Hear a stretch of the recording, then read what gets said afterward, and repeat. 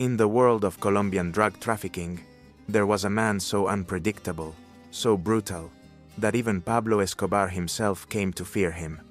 His name, Rubén Londoño, better known as La Yuca, a hitman who not only spilled blood for the Medellin Cartel, but also dared to challenge the authority of the most feared drug lord in history. Today, we'll uncover the story of this man, a gunman addicted to violence and drugs, whose rise was marked by madness, vengeance, and an insatiable thirst for power. Stay until the end to discover how the fate of this hitman, who once believed himself untouchable, finally unfolded. Rubén Londoño was born into hardship in the impoverished communes of Medellin, more precisely, in the municipality of La Estrella, in the southern part of the Aburrá Valley. This place, which according to journalist Alonso Salazar in the parable of Pablo, was a key breeding ground for hitmen, saw the rise of many of the men who would later serve Escobar. Although Pablo himself was born in Envigado, many of his lieutenants came from La Estrella, an area struck by poverty and lack of opportunity. It was there that Rubén began to forge his reputation, an unrelenting gunman and the boss's personal bodyguard, accompanying the Patrón on trips inside and outside the country, alongside figures like Otto, Pinina, and the feared Mugre Negro Pavón. However, Londoño's life was marked by a shadow that slowly consumed him. His addiction to basuco, a homemade version of crack cocaine. The drug dragged him into a spiral of paranoia and uncontrolled violence. With a gun in his hand, La Yuca sought revenge against anyone who had humiliated him during his childhood or youth. Despite coming from a humble family, Rubén Londoño soon understood that in the world of crime, he could find the wealth that life had never offered him. For him, killing became a business. La Yuca's rise wasn't limited to violence alone. With the backing of local political sectors, especially the Renovación Liberal movement, he managed to present himself as a respectable citizen and even obtain a position as a town councilman. Behind that facade of an honorable politician hid one of the most feared faces of the Medellín Cartel. It was in this context that a key man appeared on the scene: Pablo Correa, a powerful drug trafficker and one of Escobar's trusted men. During a meeting with the boss, Correa requested the elimination of an enemy, Fran Gutiérrez. At first, Escobar tried to stop the idea. He asked him to resolve his differences through other means, but pressure eventually tipped the scales toward violence. The order was given, and the one in charge would be Rubén Londoño. For that contract, La Yuca would receive an exorbitant sum: 100 million pesos. But before the final execution, he had to fulfill a particular assignment to send a death message to Gutiérrez. Thus, following Escobar's instructions, a helicopter flew over the victim's estate in the resort town of San Jerónimo. From the air, they dropped a coffin that landed in the middle of the property, a clear warning that his end was near. Even so, fate took an unexpected turn. 10 days later, Gutiérrez was shot while having lunch in a restaurant. Against all odds, he survived. Badly wounded, he was rushed to a clinic where doctors managed to save his life. That became a problem for Escobar. Pablo and La Yuca met to analyze the situation. They couldn't allow Gutiérrez to remain alive. However, there was a problem: the clinic, where he was being treated, also received injured police officers, meaning the place was under constant surveillance by the authorities. Gutiérrez's protection was tight. His bodyguards stayed on constant alert, aware that another attack could happen at any moment. However, Escobar and his men's criminal creativity knew no limits. The next day, they seized a vehicle and modified it to look like a police patrol car. Dressed as wounded officers, they arrived at the clinic, pretending to need medical attention. The ruse worked. They managed to fool Gutiérrez's security and reach his hospital room. It was there that the execution was carried out. Two versions circulated about the killing. Some claim he was finished off with precise shots from a silenced pistol. Others, that he was hit more than 70 times with a machine gun. The truth is, Frank Gutierrez didn't survive the second attempt. After this episode, La Yuca's image within the cartel began to change. His economic power grew disproportionately, and with it, so did his conflicts with Escobar's other men. Unlike other hitmen, who submissively accepted the Patron's orders, Rubén Londoño was dissatisfied, demanding, always wanting more. Tension increased when he learned that around $50,000 had been confiscated from Gutierrez. In his view, the reward he received didn't match what he truly deserved. His discontent led him to a breaking point. He began to rebel against Pablo Escobar, claiming the boss kept all the money without doing anything. Ambition blinded him. He surrounded himself with his own bodyguards, defying the unwritten rules of the cartel.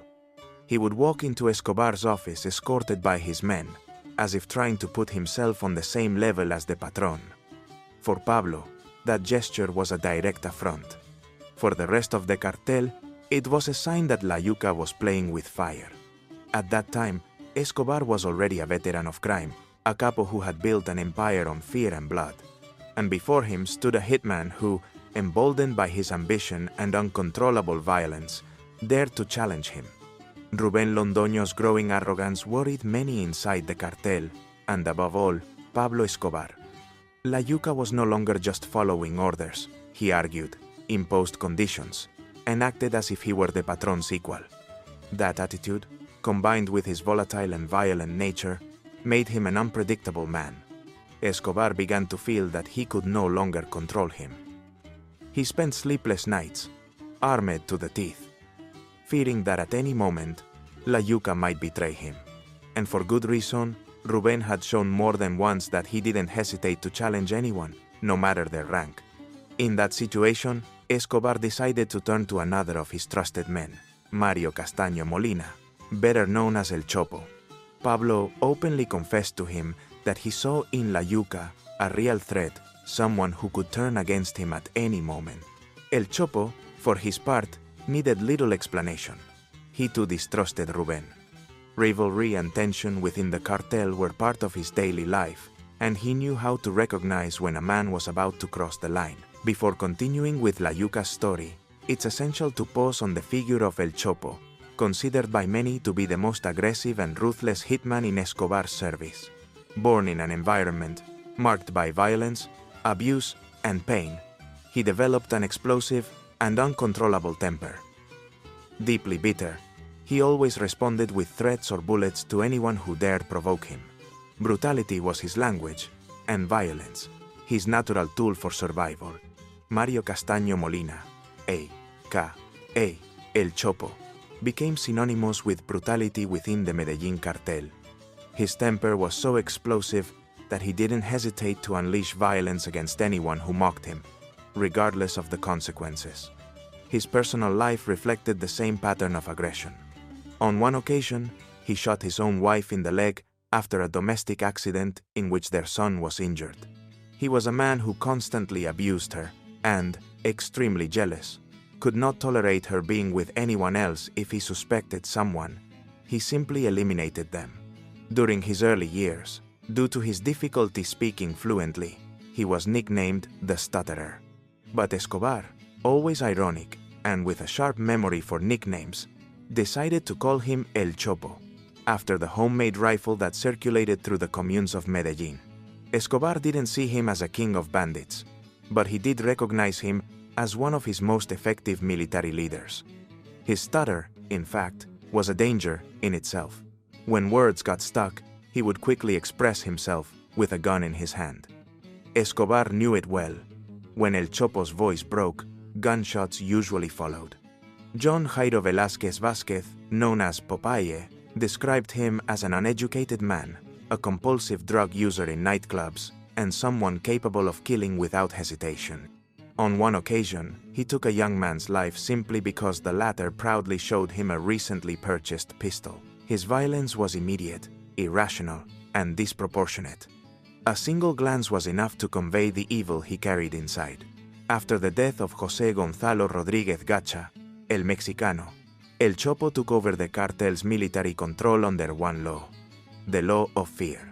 It was said that if anyone betrayed him, His vengeance did not stop at the victim, it extended to parents, children, siblings, and anyone connected to the traitor. He was, in every sense, a man designed to inspire terror. The record of Mario Castaño Molina El Chopo included his direct participation in one of the darkest episodes of the Medellín Cartel, the murder of the Galeano and Moncada brothers. During that operation, he discovered a fortune belonging to the victims.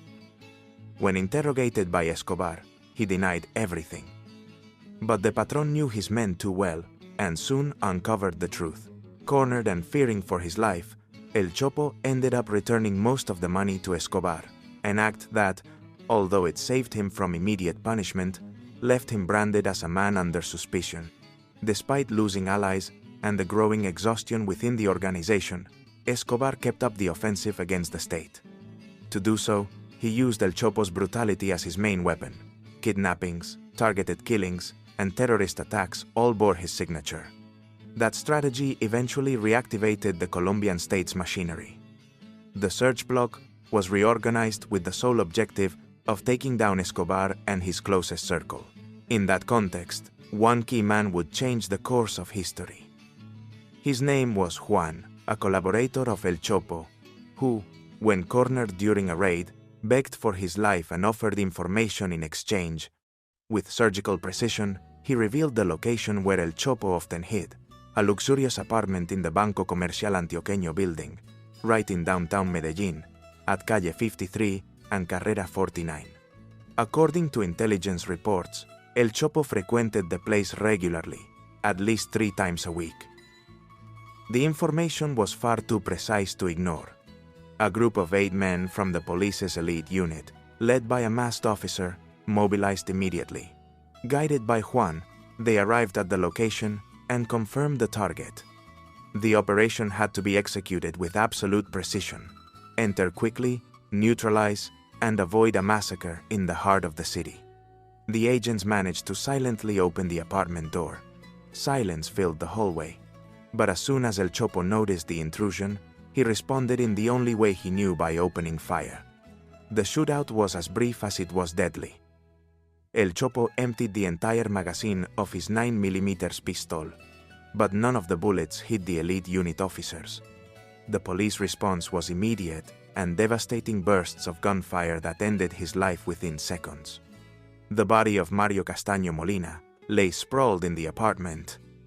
The agents found over 1,000 rounds of ammunition beside him, evidence of the magnitude of the arsenal at his disposal. However, the official report stated that he received only 48 bullet wounds, a discrepancy that reflected not only the human cost of the operation, but also the brutality with which it was carried out. The corpse of the man who had terrorized Medellin was unrecognizable. He had lost his mustache, wore only a tracksuit and 1 shoe, and on his chest was a tattoo shaped like an eagle. The government had offered a reward of 100 million pesos for him, and with his fall, the authorities celebrated one of the most decisive blows against the Medellín Cartel. But the story didn't end there. Before his death, El Chopo had planted the seed for another lethal mission, the elimination of Rubén Londoño, a.k.a. La Yuca. To carry out that task, he turned to one of the most promising and loyal young men in the cartel, Johnny Rivera, known as El Palomo. El Palomo was considered a silent warrior. With a serious expression and reserved character, he also came from the municipality of La Estrella, the same birthplace of many men who became key figures in Escobar's machine. Though usually disciplined and discreet, he also had moments of camaraderie, sharing a few beers with the men who fought alongside him. He was, however, much more than just a hitman. He was becoming a trusted name within the cartel's military structure. Behind his serious expression, Johnny Rivera, a.k.a. El Palomo, hid an unexpected side. He was deeply religious. He always carried a scapular as a talisman and read the Bible with devotion. That duality, faith and violence, made him an enigmatic figure within the cartel. His criminal career began under the direct command of El Chopo, who recruited him as his personal bodyguard. Rivera's discipline and cold-bloodedness soon made him his most trusted man. But when Pablo Escobar met him in person, he immediately recognized his loyalty and skill. It was then that he decided to bring him closer to his inner circle. At only 22 years old, El Palomo was already a lethal shooter, fast, precise, and with a level of focus that set him apart from many other hitmen. Humble and introverted, he lacked the excesses that consumed men like La Yuca. His only vice was marijuana. But beyond that, he gave his body and soul to the Medellín Cartel. His respect for figures like Pinina and Popel was evident. He always acknowledged their key influence on his development as a hitman, showing gratitude and submission to their teachings. In 1989, however, he nearly lost everything. During an operation in the municipality of Caldas, Antioquia, he was arrested along with several men linked to the cartel. The blow seemed final. If he were transferred to Bellavista prison, escape would be almost impossible. But Escobar was not willing to let one of his most promising men fall into the hands of justice. He ordered Pinina to rescue him before the transfer and authorized spending whatever was necessary to make it happen. The small prison, where he was being held, housed only 40 inmates and had few guards, the perfect setting for a quick, decisive rescue. The rescue of El Palomo in 1989 was swift and surgical. Although the prison had only 3 guards, bribing them was not easy because of their direct connection to the local police. Therefore, the operation was resolved through deception and violence. A woman served as a distraction at the entrance, while Popel aimed his gun at the guards and went straight to Johnny Rivera's cell. Within minutes, El Palomo was free and safe. 2 years later, in 1991, the cartel's situation changed radically. The Colombian government approved the extradition of nationals to the United States, and under pressure, Escobar and several of his lieutenants, including El Palomo, chose to surrender to justice under an agreement. The Capo's destination was La Catedral prison in Envigado, officially conceived as a maximum security facility. In practice, it was nothing more than a luxury refuge built to Escobar's specifications. Before its transformation, it had even served as a rehabilitation center for drug addicts. Escobar remained there with every imaginable comfort, but the facade of legality didn't last long. On the 22nd of July 1992, President Cesar Gaviria ordered a military operation to transfer Escobar and his men to a real prison under army control. The response was immediate. The escape from La Catedral. El Palomo, loyal to the boss, took part in the escape plans and the parallel operations aimed at resisting the state. The search block, made up of the police and the army, analyzed the information and deployed an undercover patrol in the area. But when they arrived, El Palomo had already vanished. He had left the place 8 days earlier. Far from being discouraged, the investigators stayed alert. On November 12, a new message reached the intelligence center. The same informant claimed that Johnny Rivera was now moving around the municipality of Itagüí. The information was precise. A man with dyed blonde hair was driving a Renault 9 near an oil warehouse. The alert was passed on to the intelligence service, which added it to the growing file on one of Escobar's deadliest hitmen. The manhunt was nearing its end. The third call proved decisive. The informant provided concrete details about the security system protecting Johnny Rivera, a.k.a. El Palomo. The search block acted immediately. To avoid arousing suspicion, they rented a house located directly in front of Rivera's residence. From there, they set up an observation post, while 2 undercover agents posed as a normal family living in the neighborhood. For 15 days, investigators studied every movement. The routine in the house seemed designed to detect surveillance, guards coming and going at irregular hours, suspicious movements, and behaviors aimed at testing whether the house was being watched. The residence, purchased just 2 months earlier, had a garage, 3 bedrooms, and 2 courtyards. A neighbor provided a significant detail. Apart from a Renault 9 parked in the garage, there seemed to be no luxury. Everything indicated the place was meant more as a hideout than a home. With the information confirmed, the search block decided to act. The police elite unit was deployed in the area, discreetly occupying several nearby houses, but leaving Rivera's residence untouched to avoid suspicion.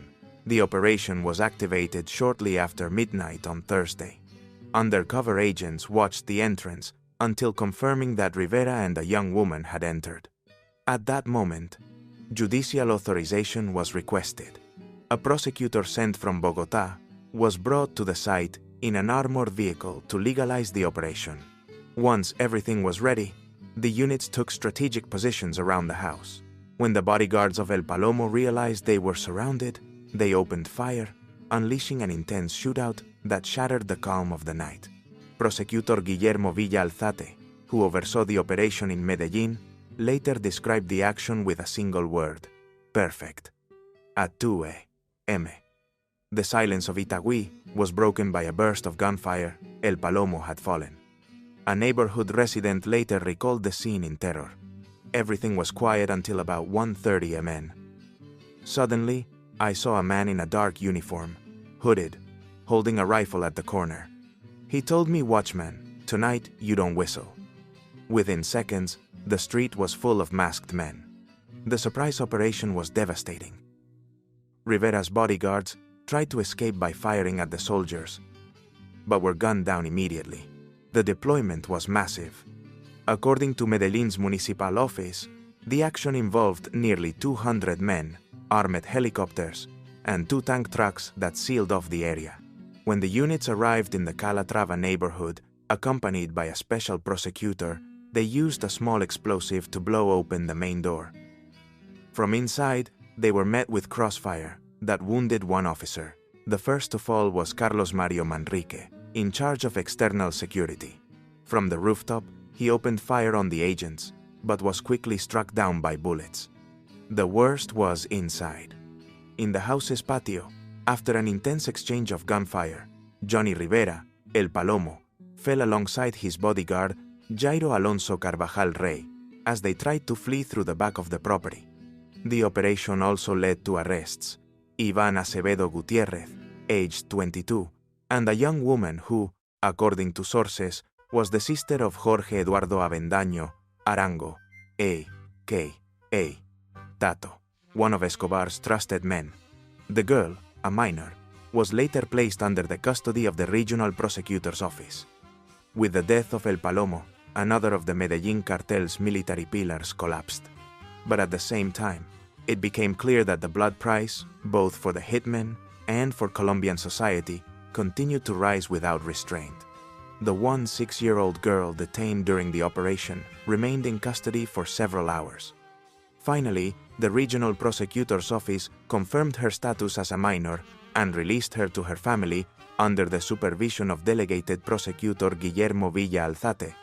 Inside the residence, authorities found key evidence: a fake ID under the name Juan Mauricio Mejía, used by El Palomo to hide his identity, several DAS bracelets, the previously mentioned Renault 9, a radio communication system, a cell phone, 4 pagers, 2 9mm pistols, and an Ingram submachine gun.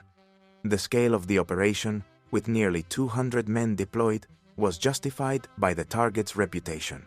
Within the cartel, El Palomo was considered an expert marksman, someone whose accuracy made him a threat even to trained units. His elimination, according to Search blog spokespersons, was not only a military victory but also a message of terror to Escobar's organization.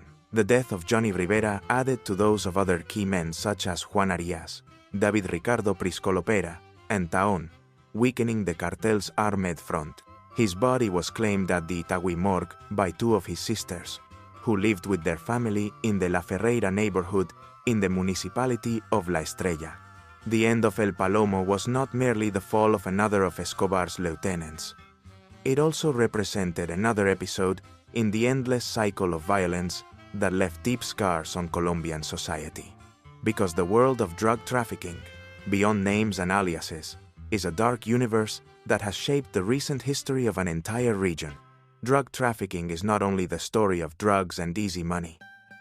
It is, above all, a phenomenon whose roots have extended into violence, corruption, and social destabilization. In this underworld, loyalties are fragile and betrayals inevitable. Settling scores becomes the rule. Hierarchies within the cartels are rarely stable, they shift with the rhythm of violence, sustained only by fear. Power is exercised out of convenience, and, when no longer useful, is eliminated without hesitation. This volatile environment fuels an endless cycle of revenge. An offense, real or perceived, triggers brutal and disproportionate responses that end up dragging entire families and communities into insecurity and terror. Criminal organizations, though disciplined and authoritarian, are vulnerable to internal fractures. The fierce competition for control of routes, territories, and strategic resources inevitably leads to clashes between rival factions, each bloodier than the last. In this perverse logic, violence is inherited, reproduced, and normalized. Each murder begets another. Each act of revenge feeds a new reprisal. And thus, the destructive circle of drug trafficking keeps turning, leaving behind a legacy of death, corruption, and fear, from which few communities manage to escape. Constant exposure to violence both within the cartel and in Colombian society created a devastating effect: desensitization. What would have been unacceptable in any other context became part of daily life. Executions, bombings, and brutality became a normalized modus operandi. Violence was more than just a tool of revenge.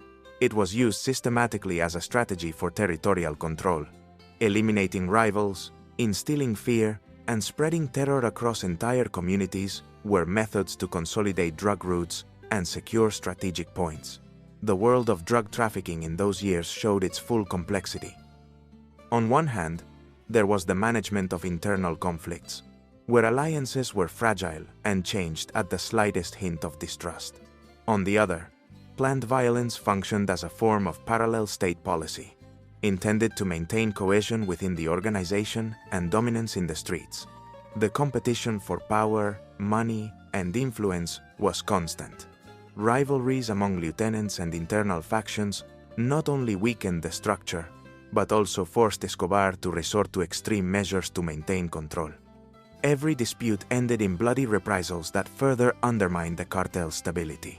In this context, violence was not limited to suppressing betrayals or eliminating enemies. It became a mechanism of criminal governance. Brutal force turned into the unwritten law that held the organization together while spreading terror across civil society. The violence of the Medellín Cartel was not limited to eliminating rivals in the war for power. It also served a strategic purpose: to spread fear in specific communities in order to consolidate control over key areas. Terror was a message to all. Anyone who dared to challenge the cartel's authority would face brutal consequences. But the influence of these organizations went beyond the military and criminal realms. Drug trafficking in Colombia reached even the political sphere. Cases such as Rubén Londoño, A.K.A. La Yuca, who managed to become a town councilman thanks to local alliances, exemplify how the cartel's tentacles infiltrated institutional life. The network extended far beyond municipalities. On a national level, drug trafficking succeeded in weaving a complex structure of corruption and complicity that reached politicians, judges, and high-ranking officials. This corrupt symbiosis not only guaranteed protection for the capos, but also eroded the credibility of Colombian institutions. The result was devastating: a society marked by impunity and inequality before the law, where justice seemed selective and vulnerable to mafia money. This interconnection between politics and drug trafficking deepened Colombia's destabilization, weakening the government's ability to effectively respond to violence.